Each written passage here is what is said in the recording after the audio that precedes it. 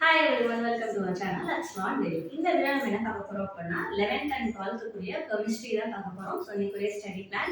So second midterm குரிய போர்ஷன்ஸ்ல இருந்து நம்ம எடுத்துட்டு இருக்கோம். ஸோ லெசன் வைஸா போட சொல்லி கேட்டுட்டு இருக்கீங்க. ஸோ இந்த ஒரு 2 டேஸ்ல கண்டிப்பா லெசன் வைஸா போட ஆரம்பிச்சிருவோம். ஸோ அது வரைக்கும் வந்து இம்பார்ட்டன்ட் கொஸ்டின்ஸ் அப்படிங்கிறதுனால எல்லாம் கொஞ்சம் மிக்ஸ் ஆகி இருக்கு. ஸோ கொடுக்குற கொஸ்டின்ஸை மட்டும் இப்போ ரைட் பண்ணிங்க. ஓகே. ஸோ நெக்ஸ்ட் 11th கெமிஸ்ட்ரிக்கு பார்த்தீங்கன்னா ஃபர்ஸ்ட் அப்படின்னா Woods reaction. Next Sabatier Centum reaction.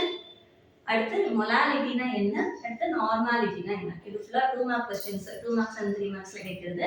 Detail பாத்தீங்கன்னா formation of nitrogen molecule by MO theory. அதாவது N2 formation by MO theory ரொம்ப ரொம்ப ரொம்ப முக்கியமான क्वेश्चन. சோ கண்டிப்பா மறக்காம இத படிச்சிடுங்க. ஓகேவா? நெக்ஸ்ட் 12th chemistry பாத்தீங்க அப்படினா AC is used in measuring electrolytic constants. Why? And the question. Next, aryl halide prepared by using Cu2, Cl2 and HCl. So in the question.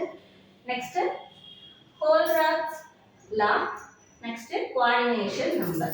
So இந்த எல்லாமே short ஆன்சர்ஸ்ல கேக்குறது. So இது detail short answer எல்லாமே கேட்பாங்க. Difference between அப்படினா RNA versus DNA. So இந்த क्वेश्चनும் மறக்காம cover பண்ணுங்க. இன்னைக்குரிய क्वेश्चन எல்லாத்தையும் மறக்காம கவர் பண்ணுங்க. எல்லாமே இம்பார்ட்டன்ட்டான क्वेश्चंस தான் உங்களுக்கு கொடுத்திருக்கோம். So அன்னன்னைக்குரியதை அன்னன்னைக்கு எழுதி பார்த்து அன்னன்னைக்கு படிச்சிடுங்க. அப்பனா உங்களுக்கு ஈஸியா இருக்கும். Thank you.